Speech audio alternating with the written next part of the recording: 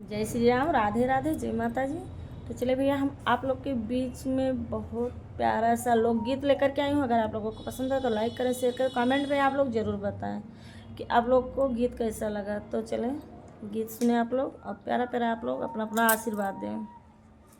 अरे गैलू अपने पियावा से हारी छोटी नदी, गैलू अपने पियावा से हारी छोटी नदी, हारी छोटी नदी हो, हारी छोटी ननदो, गैलू अपने पियावा से हारी छोटी नदी, गैलू अपने पियावा से हारी छोटी नदी, खाए के मांग राजा पूरी कचौड़ी, खाए के मांग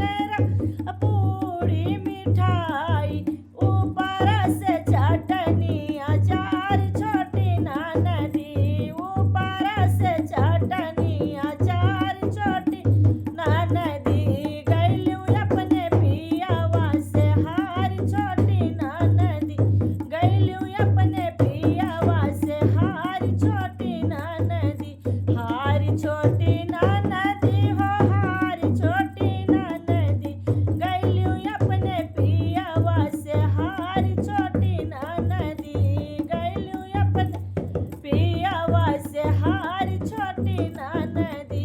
पूछने को मांग पिया जुआई बनवा, पूछने को मांग पी जुआई बन